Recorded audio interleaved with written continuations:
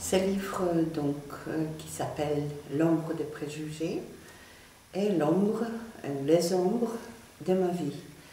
Alors j'ai fait un récit autobiographique, partagé mon expérience multiple et difficile et en même temps réussie, puisque je suis toujours là et je pense avoir accompli des choses positives malgré les ombres, les obstacles qui ont été, dès ma naissance, la première ombre, la plus terrible, c'est les ténèbres. Je suis née dans un ghetto près de Varsovie en 1940, donc à la fin de l'année et le début de la constitution des ghettos. Ceux qui connaissent l'histoire des ghettos en Pologne n'ont pas besoin de grandes descriptions. D'ailleurs, dans les livres, j'en fais pas. J'en fais pas beaucoup de descriptions. Je laisse les lecteurs à imaginer ou à lire des choses pour imaginer qu'est-ce qu'était de naître, d'être 2 ans enfermé avec sa famille dans le ghetto fermé, avec les fils barbelés, sans nourriture, sans amour, c'est sûr. Mais peut-être le fait d'être avec sa mère m'a aidé tout de même à acquérir les premières lueurs de l'espoir et d'amour. Donc cette ténèbre qui est la première ombre m'ont poursuivi toute mon enfance et l'adolescence que j'ai passée dans l'ombre de notre grand frère qui devait normalement nous apporter du rayonnement, mais qui était à vrai dire le plus grand oppresseur de la Pologne et des pays de l'Est. Donc j'ai vécu dans l'ombre de l'Union soviétique, du communisme déformé et avec toutes ses conséquences.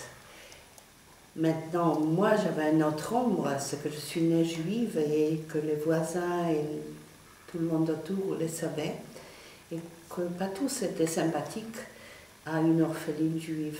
Donc il y a eu l'ombre d'antisémitisme qui m'a accompagnée les premières années de ma vie. Je suis sortie avec des rayons de soleil, ou comme on appelle la résilience. Ma résilience était que dans ce régime socialiste, il y avait un point de lumière.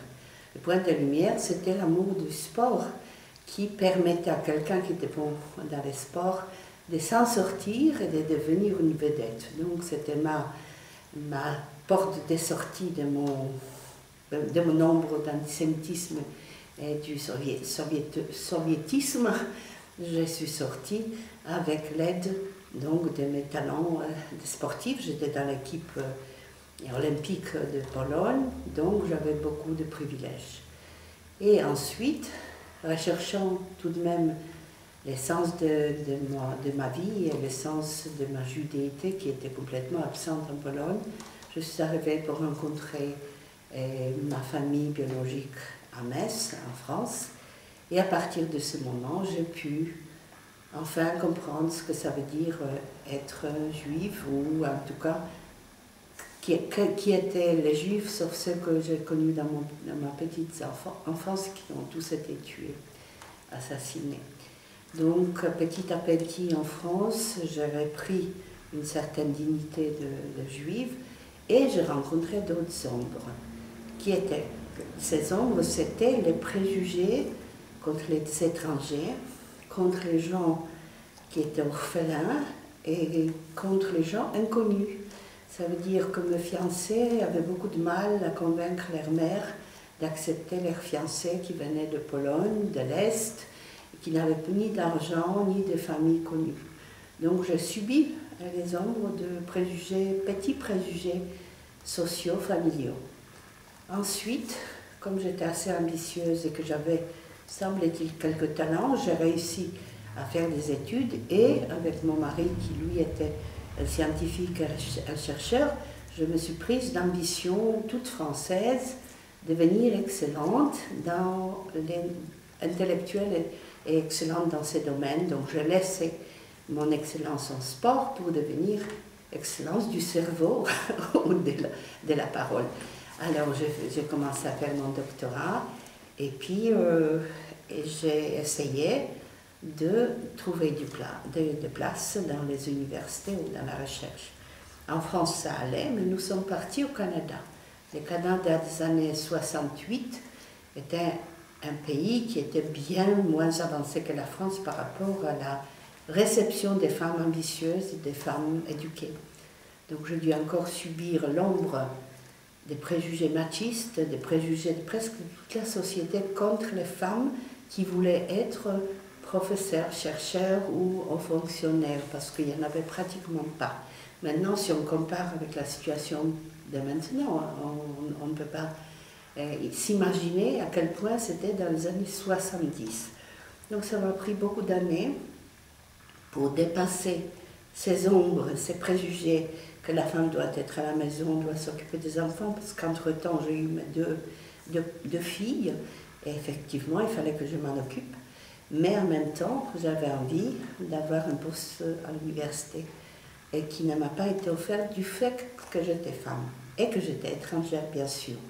Donc les deux ensemble étaient une ombre vraiment très difficile à franchir.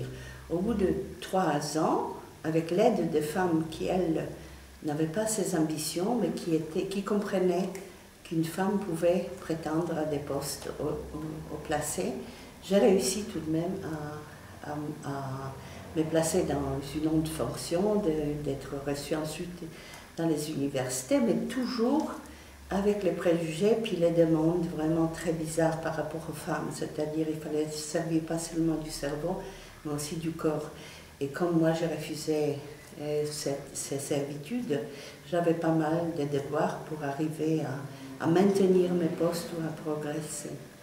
Donc, maintenant, l'antisémitisme ou l'antisionisme, je le rencontre vers la fin de ma vie, où je décide, dans mon parcours de retour vers le judaïsme, je décide d'aller en Israël et de prendre avec moi mes enfants pour qu'elles acquièrent leur identité dans une atmosphère de liberté de choix, parce qu'en Israël, on peut être juif de différentes façons.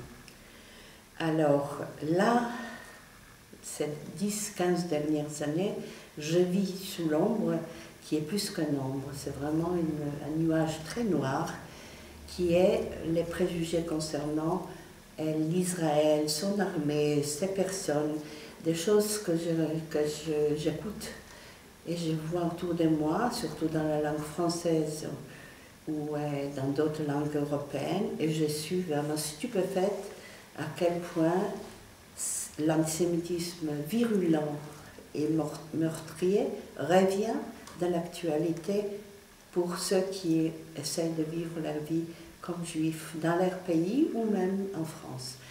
Donc c'est l'antisémitisme qui est une ombre qui continue à m'omnibuler, et je parle de ça, je pense d'une façon modérée, parce que je suis une personne qui a appartenu à des mouvements de paix en Israël et dans les autres endroits où j'étais, que je suis une personne mesurée, et que je connais l'histoire aussi bien du conflit du Moyen-Orient que l'histoire d'Israël et l'histoire européenne, pour comprendre à quel point la chose doit être reprise, éduquée, que les enfants et les jeunes doivent être éduqués, ils doivent comprendre les faits de l'histoire pour ne plus retomber dans les violences et dans les haines d'antan.